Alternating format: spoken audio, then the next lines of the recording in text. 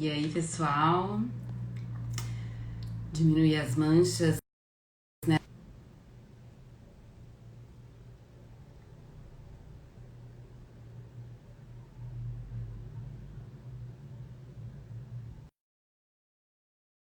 Pois a minha conexão não tá boa. Qualquer coisa eu coloco no 4G.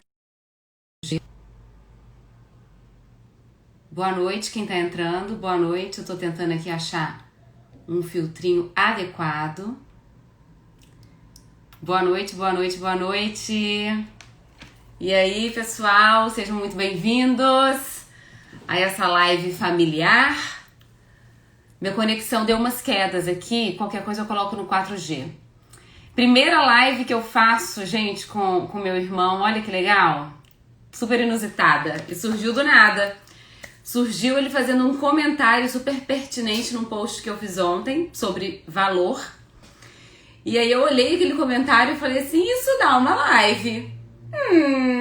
Isso dá uma live. E aí já mandei o convite pra pessoa que ficou meio reticente, não queria. Manda o convite aí, visualizar.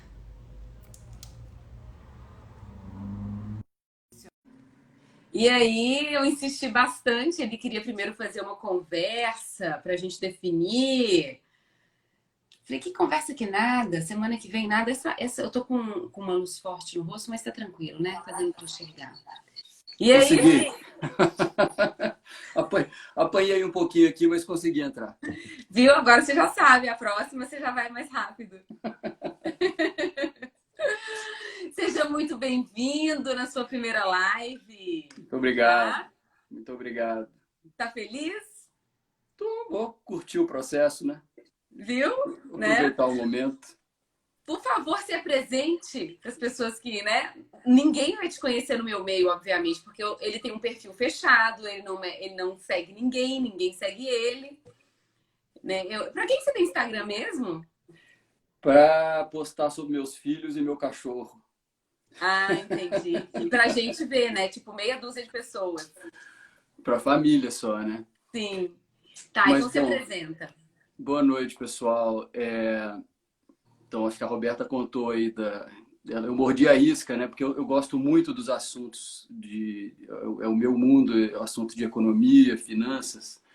Aí ela fez um comentário lá e eu acabei mordendo a isca e respondendo ali um pouco tecnicamente E se ferrou. e, e, e me dei mal. Mas é o seguinte, falando um pouquinho aqui de mim, eu sou engenheiro formado pelo ITA. Depois que eu me formei em 99. Depois que eu me formei, na verdade, nunca fui trabalhar com engenharia, eu já fui direto trabalhar numa consultoria estratégica chamada Roland Berger. Fiquei lá 5 anos, né, fazendo os mais diversos projetos de operacionais, alguns em marketing, muitos em finanças. O último projeto, eu acho que tem até um pouco a ver com a live de hoje, que eu me lembro, eu achei bem interessante, porque eu fiquei 4 meses no INSEAD, na França, e eu fui para lá justamente para desenvolver uma ferramenta para ajudar a projetar, a fazer o forecast de market shares de companhias em mercados oligopolizados. Então, me Oi? perdoe aqui um pouco o blá blá blá específico, mas era um jeito, por exemplo, de ajudar as montadoras de veículos, quando lançassem o veículo, a precificar qual o valor, que preço colocar naquele carro, assumindo um alvo de market share que ela queria ter naquele segmento. E como que aquilo ali ia evoluir. E era bem interessante que a teoria dos jogos estava bem em voga na época e a gente acabou usando bastante isso, porque você não está sozinho no mercado, né? Você precifica alguma coisa e o seu concorrente vai reagir, né? Então, em mercados onde há algum grau de competição, mas não é competição perfeita, que é o caso dos oligopólios, né? Você tem algumas empresas concorrentes e elas protegem as suas margens, elas não vão para a competição full, né? Então, permite que haja alguns tipos de jogos. Então, foi um caso bem interessante. Depois disso, eu fui fazer um MBA em Harvard, fiquei lá 2 anos. E assim que eu voltei, aí eu já fui de vez para o mercado financeiro, que realmente era o assunto que mais me interessava, sempre me interessou. Mas não é o mercado financeiro que as pessoas estão acostumadas a ouvir falar na televisão, porque profissionalmente eu não faço bolsa de valores. Até pessoalmente eu faço, né, os meus próprios investimentos pessoais, mas profissionalmente o tipo de investimento que eu faço é em empresa. Então, eu compro empresas, faço trabalhos nelas para aumentar o valor da companhia e depois vendo as empresas, né? Então, Exato. esse é o meu negócio Você hoje. lida com a questão do valor aí, né? Você tem que aumentar o valor percebido dessa empresa para poder. Então, na verdade, assim, valor é um tema que sempre me interessou muito, né? Então, é, essa questão, inclusive a resposta que eu dei no post que você fez, eu nunca li ela em lugar nenhum, né? Foi uma Uhum. conclusão que eu cheguei porque eu estava pensando sobre o assunto um dia na vida, há 20 anos atrás. E depois a vida só confirmou e demonstrou que era aquilo mesmo, cada vez mais, né? Então, a gente vai falar um pouco sobre isso hoje aqui, imagino, né, que a gente vai chegar lá, mas o precificar qualquer ativo, né, pode ser um ativo financeiro, como uma ação, pode ser um ativo real, como um imóvel, ou pode ser um bem ou serviço, tem uma técnica, mas também tem um pouco de arte, né? E algumas Uhum. pessoas até acham que tem mais arte do que técnica. Então, é um assunto super interessante, dá pano para manga, né? Na verdade, dá 10 horas de conversa se a gente deixar. Você tá percebendo que E a família inteira tá entrando aqui, né? não percebi não, O porque eu não estou olhando. Zé tá aqui. O É, Zé, Fala, Zé. Tamara. Então, o pessoal dando uma força, né? Obrigado aí, viu? Deixa eu fazer um E parênteses. fala. Todo mundo que tá aqui, se vocês acham que esse tema pode beneficiar alguém, manda um aviãozinho para. Porque tem muita gente que tem dificuldade para precificar. E a gente vai aprofundar, a gente vai falar da onde que vem essa dificuldade muitas vezes. Eu me identifico com algumas delas e eu luto contra algumas delas também. Mas isso vai mais para frente. Eu quero que você defina para mim, rapidinho, para quem não me conhece, eu acho que é arte ou é técnica? Não enrola. Fala, William. Viu? Tem gente aí que te segue que não me conhece. Porque você Então falou, vai. não, só vai ter seguidor seu, ninguém me segue. Eu vou me apresentar rapidamente, porque a maior parte das pessoas aqui já sabe quem eu sou. Eu sou jornalista, né? O meu currículo fica assim, né? Uma formiga perto dele, mas tudo bem. Hoje eu entendo que existem vários tipos de inteligência no mundo. Eu me formei em jornalismo em 2002, na PUC Minas. Não fui para Harvard. Depois eu fiz uma pós-graduação no Instituto de Educação Continuada, também da PUC. E depois de 20 anos trabalhando em TV, em emissoras de TV, eu me reinventei, eu saí eu decidi abandonar, né? Não definitivamente porque a gente não sabe do dia de amanhã e a gente não deixa de ser uma coisa. Eu sou jornalista. A gente nunca começa do zero. Toda a minha bagagem de 20 anos em TV, é óbvio que eu aplico isso no que eu faço hoje, que é consultoria de imagem e branding pessoal. E trabalho majoritariamente no meio digital, principalmente depois da pandemia. Ok. Agora eu quero que você fale daquela forma que você explicou ali, essa diferença que você encontrou entre custo, preço e valor. Na verdade não sou eu que encontrei, né? Na verdade é um fato da vida, né? Sim. Assim, eu vou começar com um exemplo, assim, uma explicação bem básica, tá? Imagino que estou vendo aqui algumas pessoas que eu conheço que entraram, né? Um pouco chovendo molhado, mas para nivelar aqui o conhecimento. Começar com custo, porque custo é o que é mais concreto dessas três coisas que a gente falou, custo, preço e valor. Custo é o concreto, é o que as pessoas entendem mais facilmente, tá? As outras duas não são concretas, tá? São mais abstratas. Custo é simplesmente aquilo que você efetivamente gastou, teve o dispêndio para produzir e distribuir, né? Fazer chegar na casa do seu cliente ou no ponto de venda para o seu cliente, no caso da internet, né? No celular do seu cliente, aquele produto ou serviço. Tá? Então, pegar um exemplo bem simples do dia a dia das pessoas, aquele todinho que você compra no supermercado, o que é o custo dele? Não tem nada a ver, tem alguma coisa a ver, mas não é o preço que você vê ali na gôndola. O custo dele é o soro de leite que entrou lá, é o achocolatado que entrou lá, a embalagem da Tetra Pak que a empresa teve que comprar, mais energia que ela gastou, mais a mão de obra que ela usou para fazer toda aquela batelada. É um cálculo, né? É algo que é um você cálculo, enxerga. né? E depois o frete que teve que para chegar no supermercado, né? E mais os impostos, tá certo? Isso dá o preço isso dá o custo efetivamente que o supermercado teve para comprar aquilo ali, né? E aí o supermercado coloca uma margem de lucro, que é o custo agora, que forma o preço final para chegar no custo daquele que está comprando. Tá certo? Mas então, o custo, existe toda uma ciência que é a contabilidade de custos, né? Para você aprofundar isso daí. E é aquilo que as pessoas entendem mais facilmente. Agora, preço não tem nada a ver com custo, entendeu? Preço tem a ver com escassez. Demanda. Antes de falar de demanda, se o bem não é escasso, ele não tem como ser precificado. Se o bem é totalmente abundante, o preço dele vai ser zero. Quer ver um exemplo? Qual é o bem mais valioso do planeta Terra? É o ar que você respira, entendeu? Porque ele vale mais que a água. Você fica 5 minutos sem Eu ar, pensei na água, não. E ninguém paga pelo ar. Porque você respirou, tá aí, é abundante. Hoje, pelo menos, né? Você sabe como é que vai ser no futuro. Tá certo? Então, um bem pode ter o maior valor do mundo, pode ter o valor da vida. Mas se ele não é escasso, não tem como ser precificado.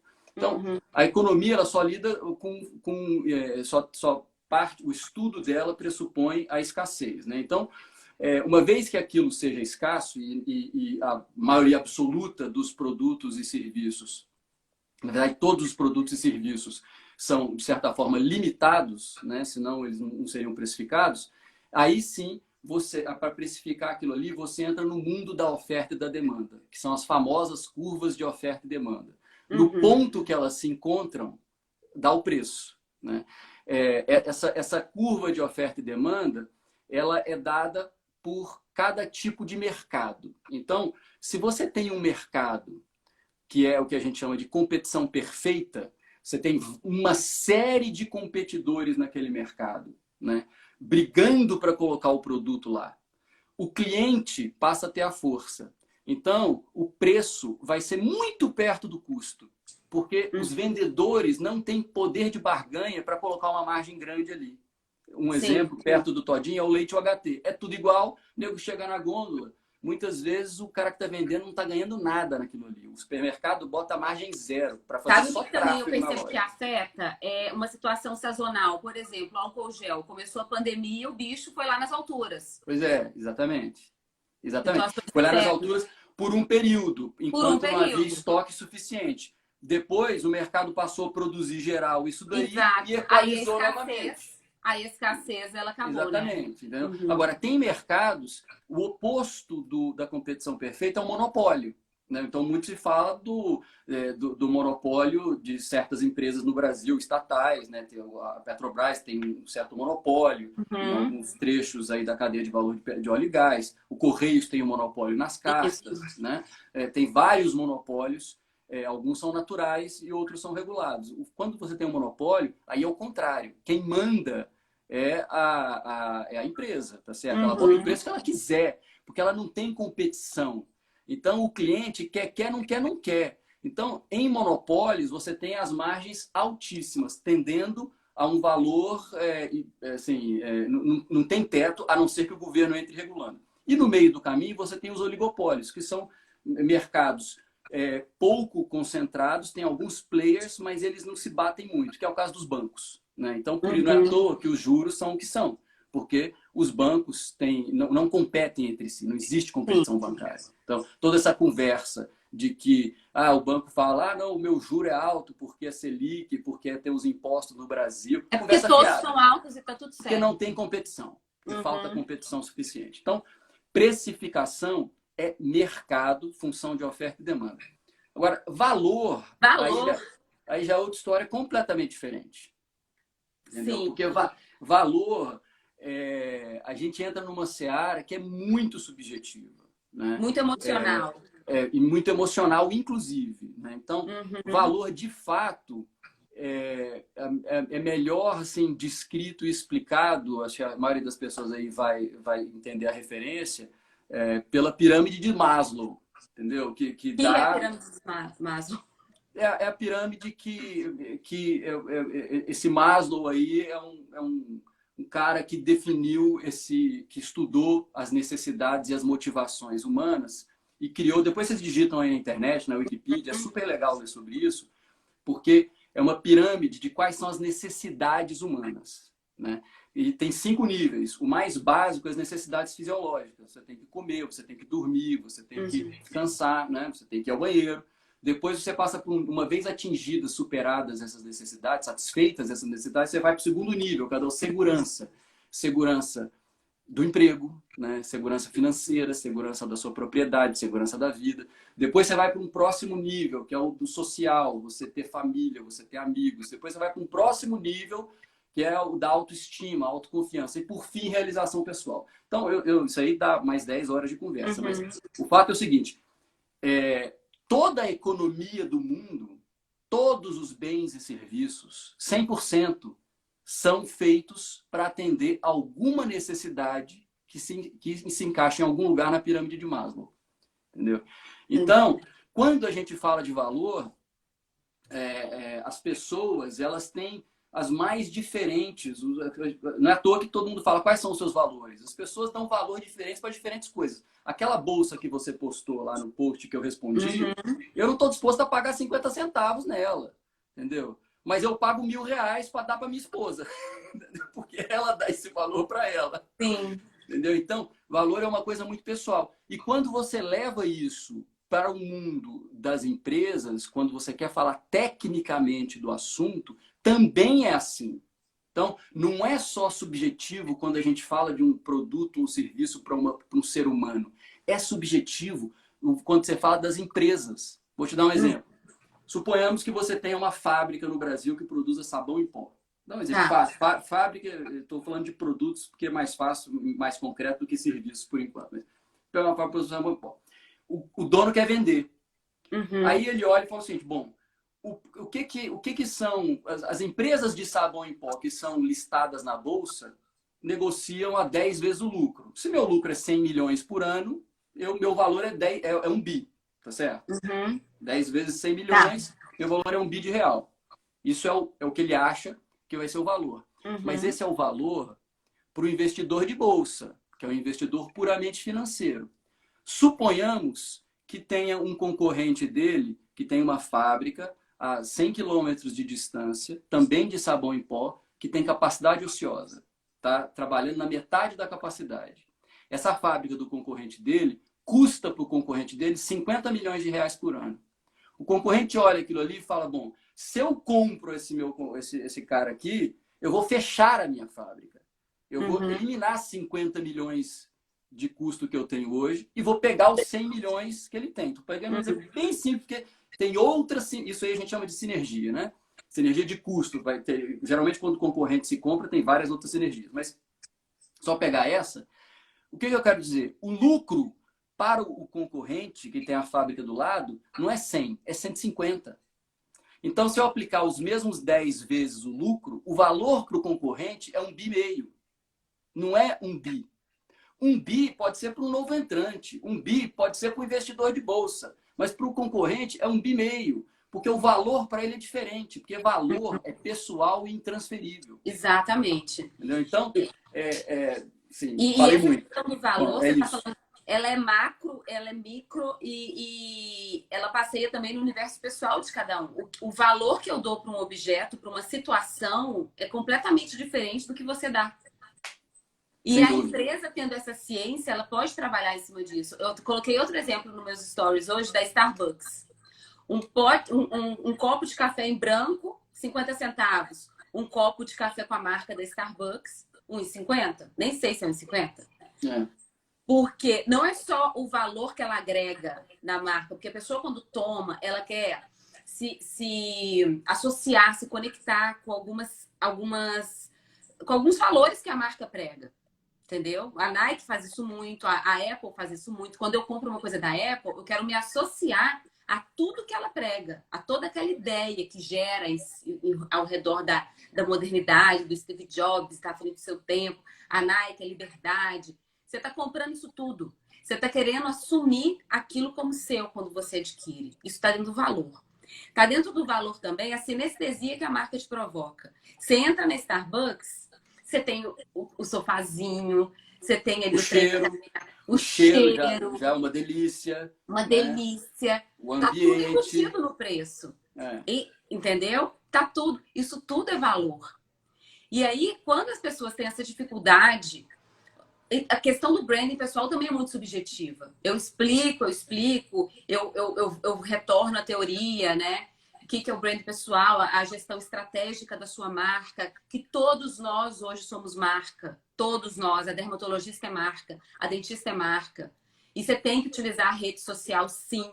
Hoje em dia, tá todo mundo no online, não tem como. Ninguém vai ficar...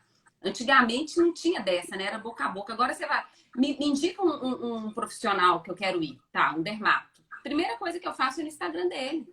Primeira coisa que eu faço é no Instagram dele para fuçar. E aí eu decido pelo Instagram quem que eu quero, sabe? Então não tem como fugir disso. E ali naquelas fotos, em cada escolha sua do que você posta e do que você não posta, você tá dizendo o que você acredita, quais são os seus valores e divulgando a sua marca pessoal. E a partir disso, você define a sua precificação também. Do valor que você está oferecendo. Só que a galera fica muito perdida. Qual que é o meu valor? Qual que é o meu valor? Entendeu? Então, aí, de novo, aí a gente vai entrar numa questão muito subjetiva, né? Eu só queria fazer um comentário que eu lembrei aqui à medida que você foi falando. Eu vejo muita gente reclamando de quanto ganha na empresa, né?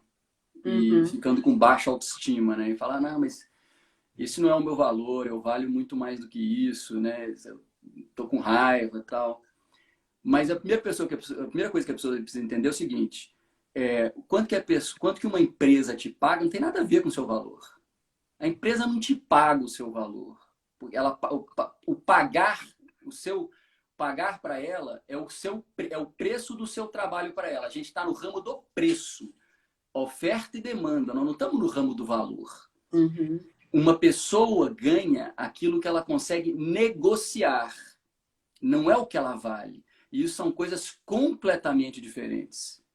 Tanto é assim que se você simplesmente chega com uma conversinha para o chefe de que quer aumento de salário, a probabilidade alta de que essa conversa não dê em nada. Mas se você falar, estou indo embora, né, porque me ofereceram mais dinheiro, a maioria das empresas faz uma contraproposta. Exato. E ainda fez a contraproposta e não faz de tudo aquilo que você agrega de valor para a empresa. Ainda fica um valor grande auferido pela empresa, entendeu? Por isso que surgiram sindicatos historicamente e tudo mais, mas o fato é esse, né? Então eu fiz uma parte aqui, uma digressão aqui, porque eu lembrei, tem muita gente que, né, na verdade, sim, demais, trabalha em empresa, né? Não é empreendedor digital, né? Apesar de que esse mundo não para de crescer. Agora, no assunto de como precificar o produto, assim, eu vou dar um passo atrás para... O que o Takano está falando aí? Mexe esse valor intangível. Pô, Takano, não me atrapalha não, Takano. É um amigo meu fazendo pergunta aqui.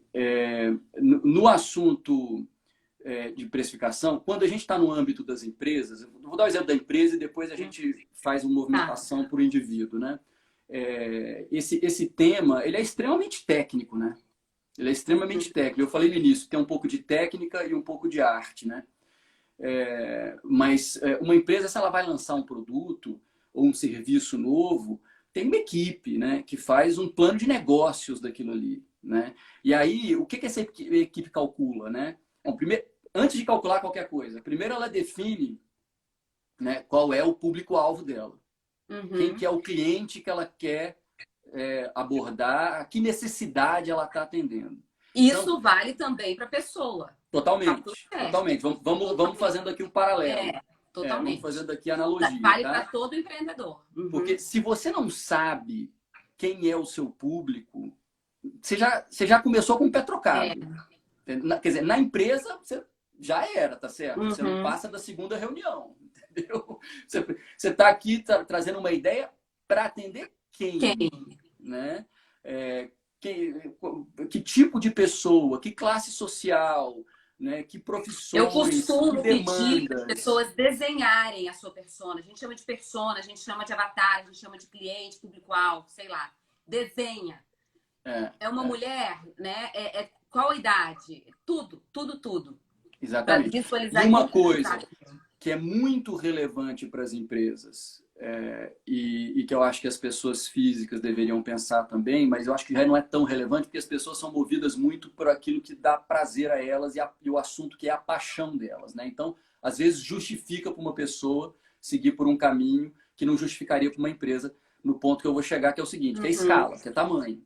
Entendeu? Se conclui-se numa empresa que aquele mercado-alvo que você está tentando abordar não tem escala, não tem tamanho suficiente, o projeto morre na largada, entendeu? Ninguém vai gastar Uhum. tempo, energia, investir recurso com algo que não tem escala. E muitas vezes, alguns produtos são de nicho, são, mas eles embarcam, eles pegam carona na distribuição daqueles que têm escala, eles pegam carona no marketing daqueles que têm escala, eles não Uhum. estão sozinhos, entendeu? Sim. Na pessoa física, elas têm que saber que algumas ideias, alguns produtos, alguns serviços são nichados. E aí não se frustrem quando depois não estiver bombando, né, aquilo que Mas, tem. você sabe que tá certo nichar. Tem que nichar.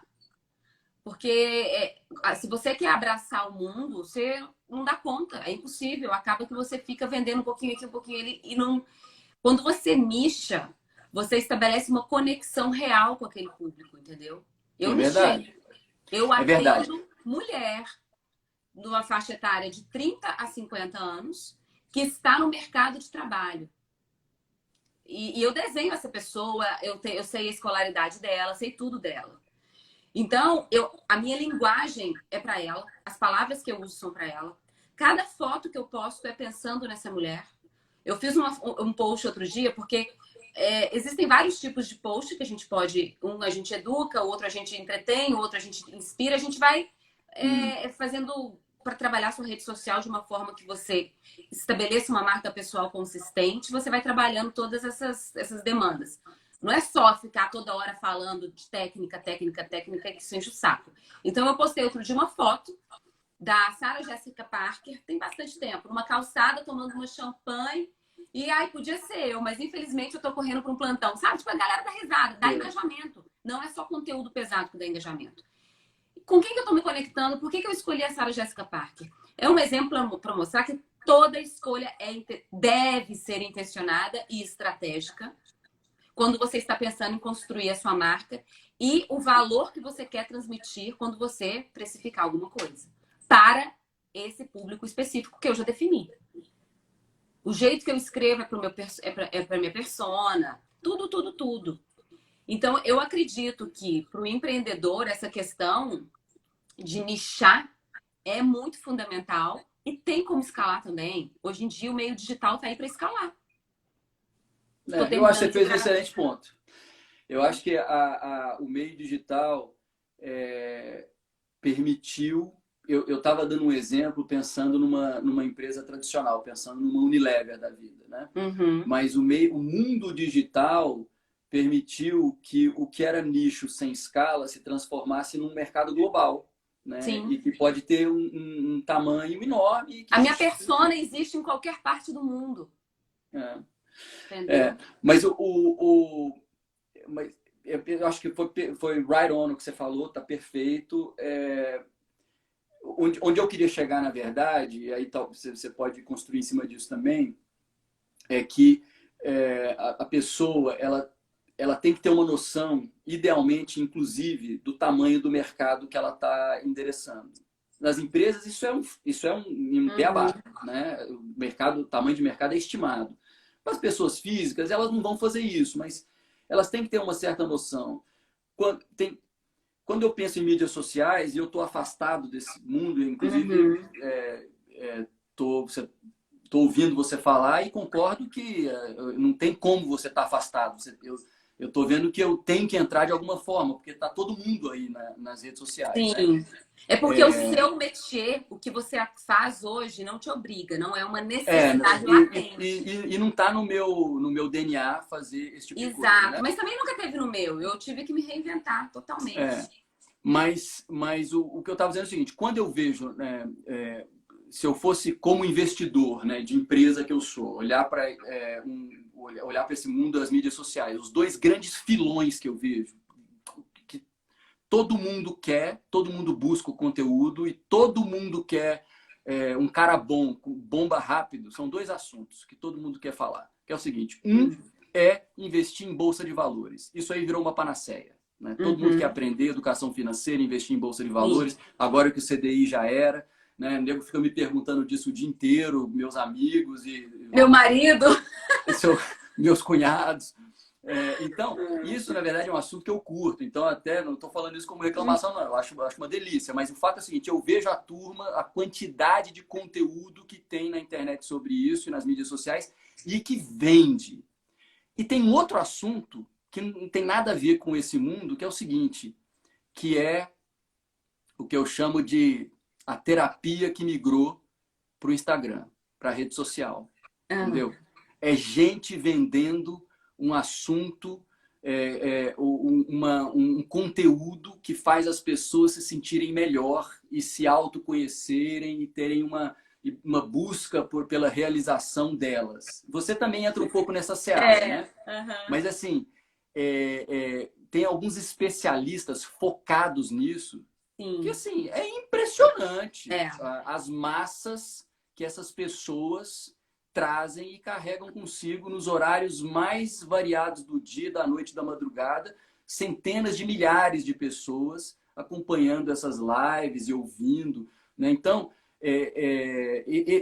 esse é um assunto que vai direto na real pandemia da sociedade. Estamos divagando aqui agora do assunto da live, né? Mas na real pandemia do mundo hoje, que não tem nada a ver com coronavírus, que, aliás, a minha opinião sobre isso, a gente vai olhar para trás no futuro e vai ver com uma grande histeria coletiva, mas também isso é um outro assunto.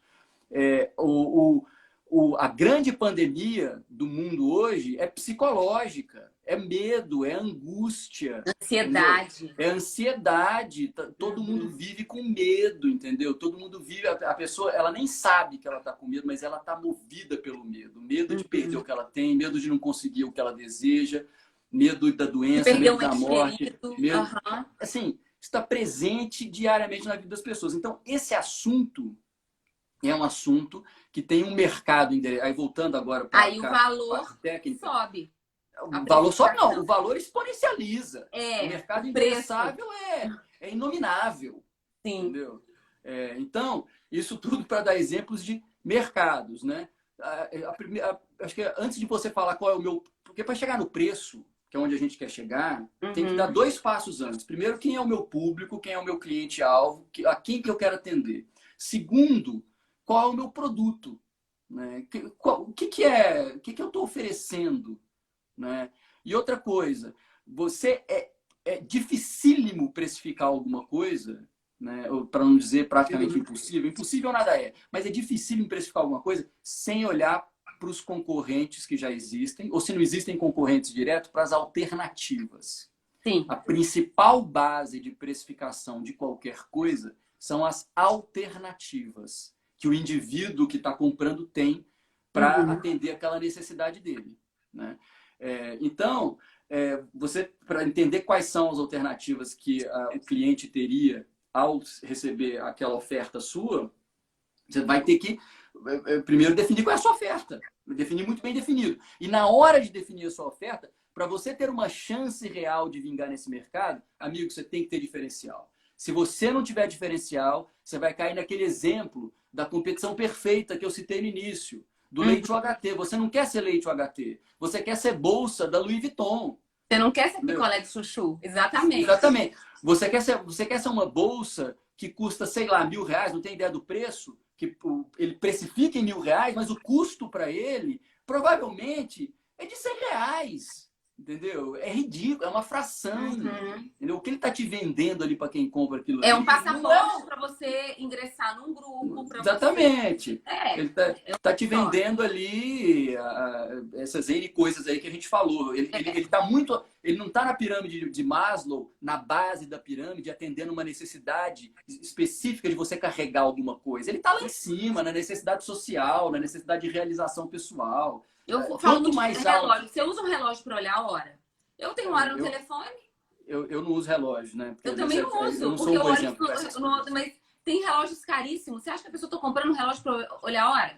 É. Não, é outra história, a mesma história da bolsa. Mas então, onde eu queria chegar é isso. Primeiro é cliente, depois qual é o seu produto e E como nessa de... parte do produto, eu faço um adendo.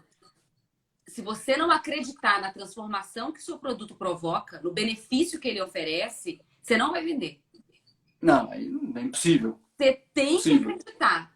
Você tem que pôr a mão no fogo pelo que você está ofertando. É. A gente passa isso pelos poros, assim, entendeu? É porque rola, acontece, você vê a pessoa com medo de vender, meio assim, sabe? E o É. outro lado sente. Na verdade, esse ponto que você está fazendo, que eu concordo completamente, é até mais amplo, né? Na verdade é o seguinte, né? As pessoas.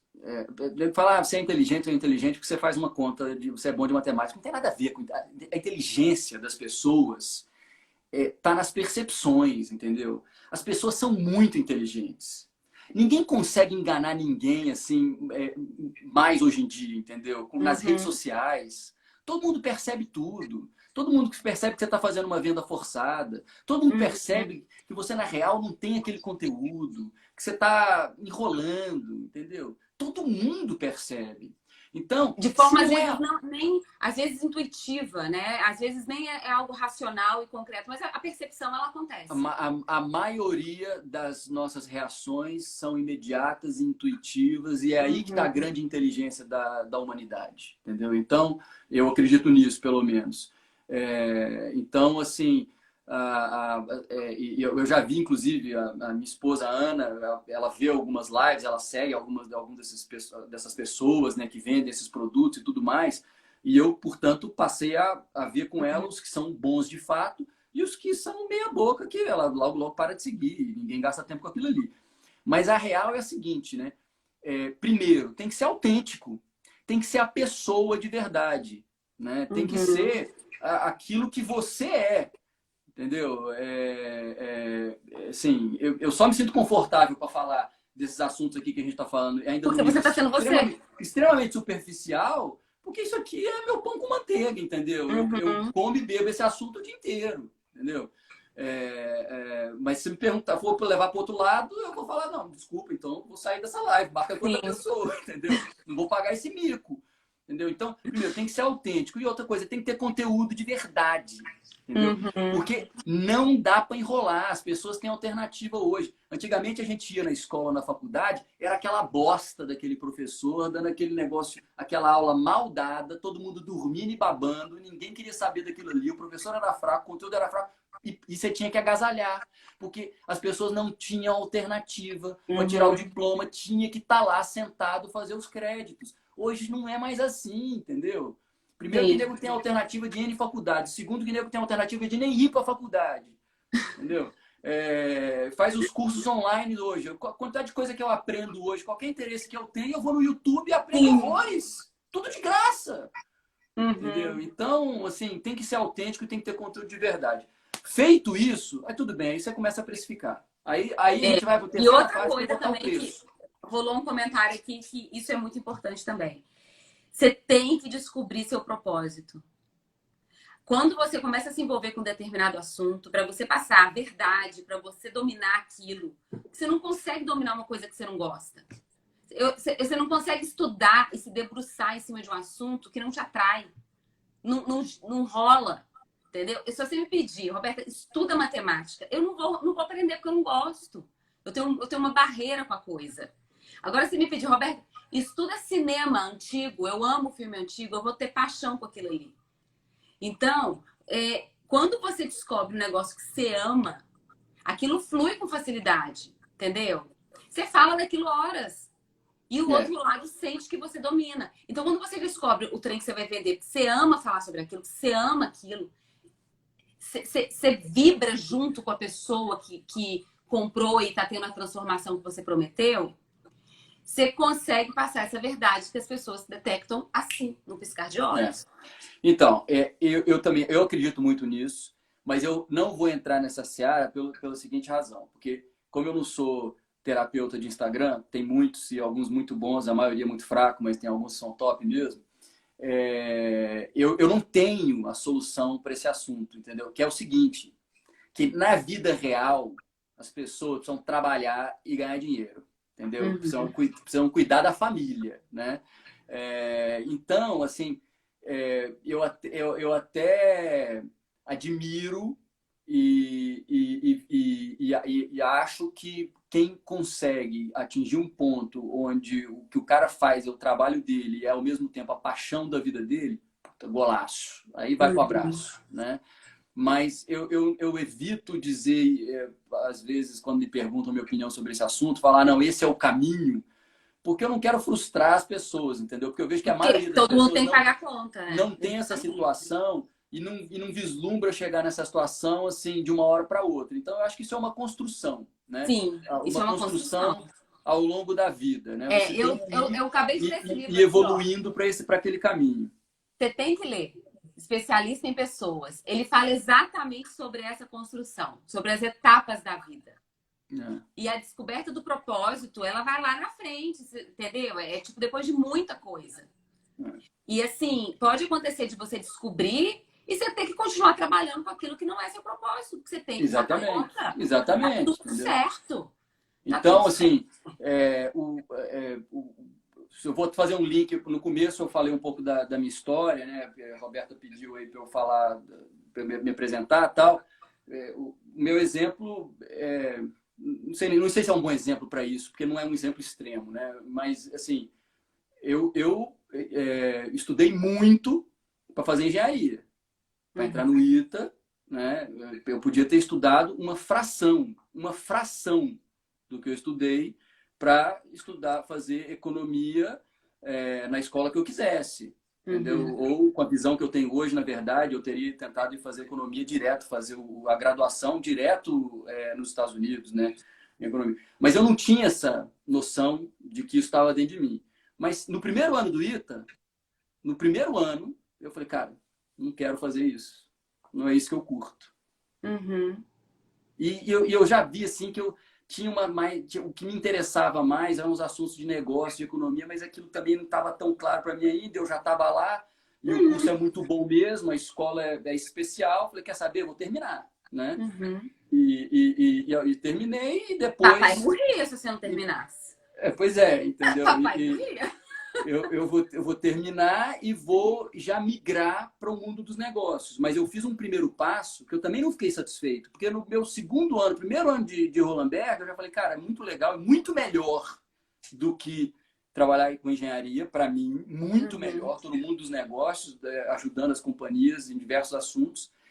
Mas os assuntos eram muito diversos. Uma hora eu estava em marketing, outra hora eu estava em operações, outra hora eu estava em fábrica, outra hora eu estava, sei lá, num assunto mais de estratégia de negócio mesmo, estratégia de entrada em mercado, outros países. Mas o assunto finanças e o assunto investimento era muito tangencial. Então eu me esforçava para virar o cara de finanças, até eu virei o cara que mais sabia finanças no nosso escritório, porque eu queria ficar me empurrando para entrar nos projetos que tinham a ver com esse assunto.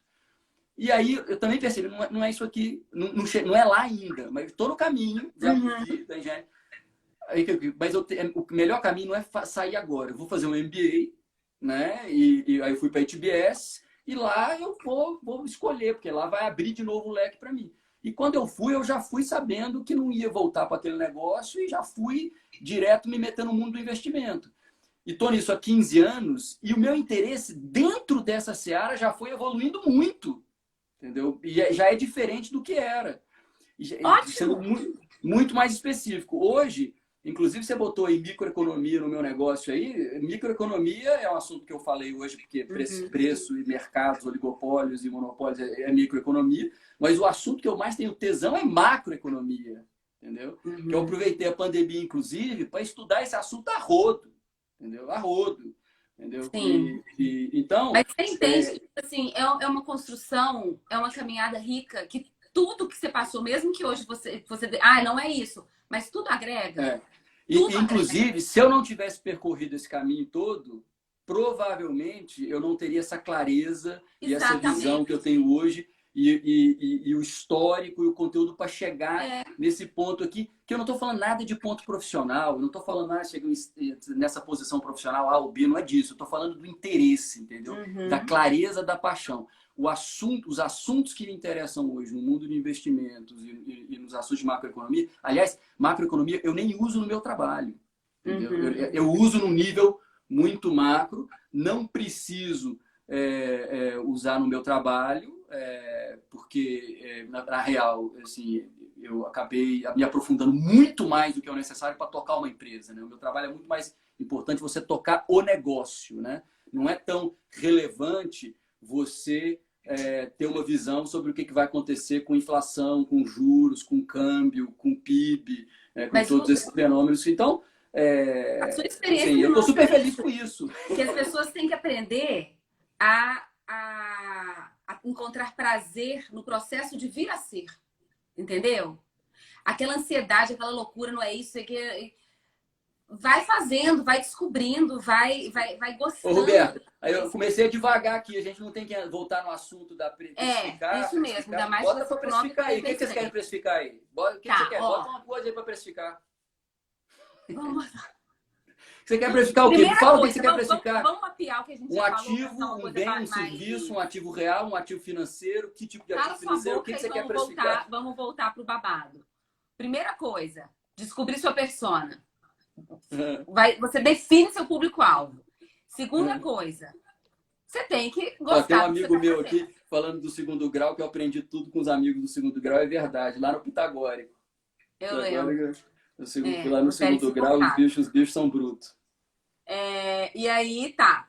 Terceira coisa, eu já falei de você definir seu público-alvo, porque você vai ter que vender para uma pessoa que tem uma faixa de renda também específica, e essa faixa de renda tem que conversar com aquilo que você está cobrando. Você tem que conhecer a sua concorrência, porque você vai cobrar o que está mais ou menos no métier. Você tem que saber o que está rolando na sua concorrência. Paixão pelo que você faz. Você tem que botar a mão no fogo pelo seu produto, porque senão você não consegue vender por preço absolutamente nenhum, né?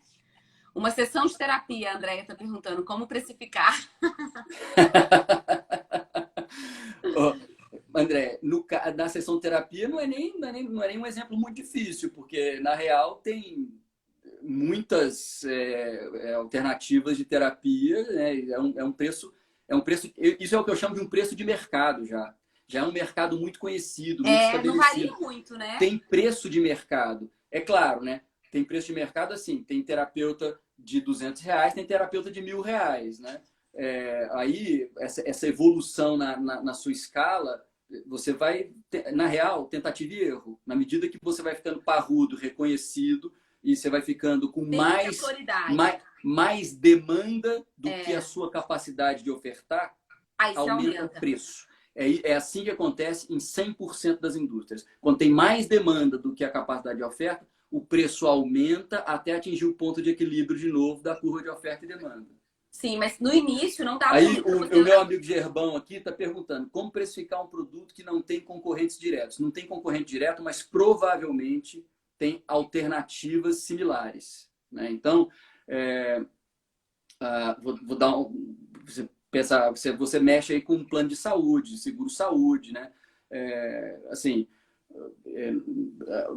você quiser lançar um produto, né, diferente, né, que não tem equivalente no mercado, você vai lançar, digamos, um plano de saúde que é para uma faixa etária específica, vai dar só consulta, não vai dar exame, vai dar acesso a uma rede hospitalar mais restrita. Assim, eu não sei o ramo específico o suficiente para dar um exemplo tão concreto, mas o fato é o seguinte: o seu produto vai ter alguma similaridade com alguma coisa existente. Ou vai ter o seguinte, você vai endereçar um público que o cara não tem nenhum plano hoje. Ele simplesmente não tem acesso, né? Então, você, para precificar, você vai ter que voltar no cliente, naquela análise de quem é o seu cliente, entender qual é a renda dele, e entender da renda dele o que ele gasta. Se a renda dele é de 5 mil reais por mês e ele precisa primeiro morar, a gente volta na pirâmide de Maslow, né? Precisa primeiro morar, precisa primeiro comer. Então você vai comendo da renda dele. O que é a renda disponível dele para um produto de primeira necessidade com um plano de saúde? Sobrou 2 mil reais por mês, né? Da renda disponível dele. Então, e você não vai pegar 100% daquilo, né? Você tem que pegar 500, né? 400. Por isso que eu digo, precificar quando você não tem nenhum comparável existente torna-se cada vez mais uma arte. Você tem que ver primeiro qual é a renda disponível do cliente que você está utilizando. Quem é o cliente, né? a renda disponível dele. E no limite, antigamente, até hoje se faz isso, mas hoje faz de forma mais apurada porque tem um monte de ferramenta digital que faz pesquisa rapidamente e consegue coletar dados. Mas até pouco tempo atrás era feita pesquisa de mercado. As empresas contratam pesquisas que podem ser quant ou quali, né? Podem ser pesquisas que têm base estatística, e pode ter pesquisa simplesmente para definir atributos de produto, não tem base estatística, que é só qualitativa, para ver se cola aquele produto. E pergunta-se claramente se o cara estaria disposto a pagar X reais por aquele produto. Entendeu? Então, se não tem alternativa nenhuma, você vai usando essas outras ferramentas. Eu estou vendo aqui a nossa pré-pauta, se a gente cobriu todos os assuntos. Quando a pessoa vai começar a cobrar, ela, tipo a sessão de terapia que a Andrea falou, ela acabou de se formar, ela vai basear no mercado, no que o mercado está cobrando. Também não é porque ela não tem nenhum tipo de demanda que ela vai baixar não, de forma alguma. Preço. Senão não, de aí forma também alguma. você já está falando, olha, não. Mas não é nenhuma questão de se depreciar, não faz sentido, mas assim, tecnicamente não faz sentido isso. Mas ela pode interpretar que vão querer pagar para ela por ela estar cobrando abaixo do valor do mercado, entendeu? E eu acho que isso também, o tiro pode ser. Mas aí eu acho que aí eu já entrou aqui na seara das opiniões, né? Aí eu acho que a gente começa a entrar na estratégia de marketing errada. Exatamente. O preço começa a depor contra o produto. Isso mesmo, o preço começa a depor contra. Tem que tomar cuidado com isso. Porque uma coisa que a gente não falou aqui, que o pessoal de marketing, precificar produto e serviço é muito diferente do mundo de precificar ativos, né? Precificar ativos é para os investidores, preço de serviço é para marketing. Quem é marketing, a turma de marketing, adora usar uma ferramenta que é muito boa, mas já tem 50 anos, mas é tão boa que tem 50 anos e está aí usada até hoje, que é os 4 P's do marketing, do Philip Kotler, né? Que é produto, preço, praça e promoção. Então, esses 4 P's, praça é como que você chega, é o canal de distribuição, né? Era só para ficar 4 P's, para ficar bonitinho, tá? Por isso que chama de praça, porque vem do inglês, né? Placement. Mas produto, preço, praça e promoção. Então, na verdade, você primeiro saiba qual é o seu produto e faça um produto que tenha diferencial, algum grau de diferencial. Você precifica de acordo com esses elementos que a gente está colocando aqui. Promoção tem que avaliar. Eu acho que não é o caso de uma terapia, né? Mas uma promoção, por exemplo, um curso que você queira vender pela internet, uma forma de promovê-lo, que eu tenho visto muito, que não vou dar nenhuma ideia inovadora, é o que a turma chama de freemium. Você começa dando um gostinho de graça para a galera. Entendeu? Você dá um pouco de conteúdo de graça. A hora que o cara foi fisgado, a probabilidade dele comprar é muito maior. Isso não passa de uma estratégia promocional. Exatamente. E a praça é como que você vai, qual é o canal de distribuição que você vai chegar. Mas todo o resumo, assim, muito high level da teoria lá do Philip Kotler, dos 4 P's do marketing, é que com qualquer produto que você vai abordar o mercado, os 4 P's têm que estar em harmonia. tem que ser a estratégia, ela só é consistente, só tem chance de ter sucesso se os 4Ps estiverem em harmonia. Por que eu fiz essa digressão toda? Porque ela estava falando de reduzir, você falou de eventualmente reduzir o preço dela. Na hora que ela está reduzindo o preço dela, ela não está fazendo uma boa estratégia promocional. A estratégia promocional está ruim, entendeu? Porque este tipo de produto não demanda esse tipo de desconto. Ela não está vendendo um item que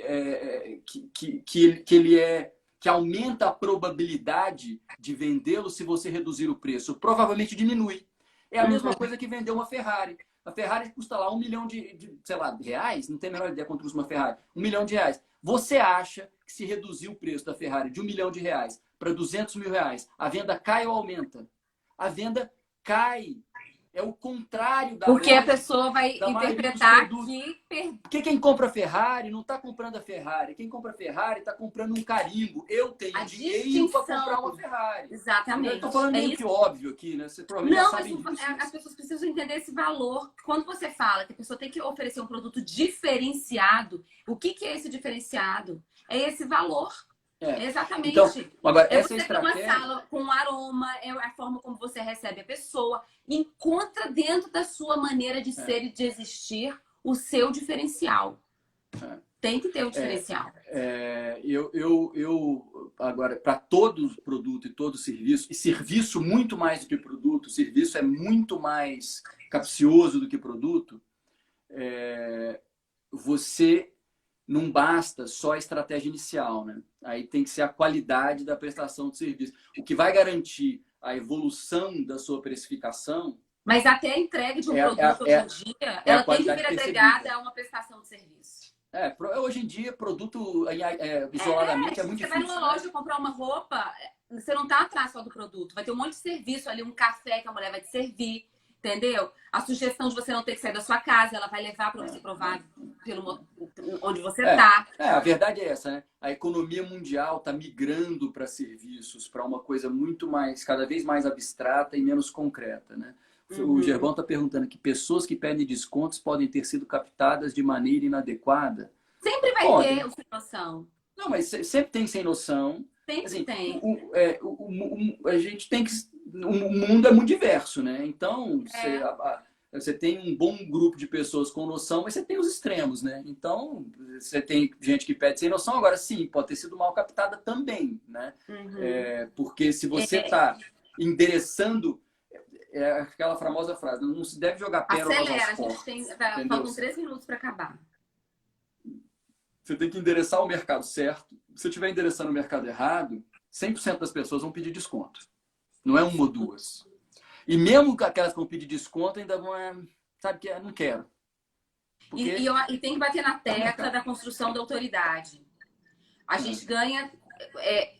Claro, você vai aumentar seu preço à medida que a demanda for maior que a sua capacidade de oferta. Mas quando que aumenta essa demanda? Quando você paulatinamente aumenta a sua autoridade. E rede social está aí para isso também. Para aumentar. Alguém está falando aqui, deve ser uma amiga sua, não acha errado pedir desconto. Nem eu peço em tudo, tá? Eu também, eu falar que tem o que eu estou dizendo é o seguinte, do ponto de vista do vendedor, que a gente está abordando, que o ideal é não ter o desconto, né? Do ponto de vista do comprador, vamos pedir sempre. Mas eu acho assim, dependendo do momento, sabe? Por exemplo, eu sempre peço, eu vou pagar à vista, tem desconto? Agora, tem situação que você está comprando de um autônomo, você sabe que aquilo ali é o preço mesmo, que a pessoa batalhou pra caramba para ofertar aquele produto. Eu não me sinto bem em pedir desconto naquela situação, porque eu sei a relação daquele autônomo para me ofertar. Eu sei que o custo dele foi exatamente aquele que ele está me dando, ou ele está ganhando muito pouco em cima daquilo, eu não me sinto confortável de pedir desconto, sabe? Mas tudo bem, a gente vai ter que encerrar, Joneiro. Vamos lá. Tá bom. Obrigada. Bom, tá? Obrigado, gente. espero que tenha sido de alguma valia aí para vocês. Foi demais, eu aprendi muito também. Se deixar a gente bater papo aí, vamos embora. Quando a pandemia acabar, você me fala mais, eu vou te visitar. A gente toma um vinho e pede a pizza. Tchau. Beijo.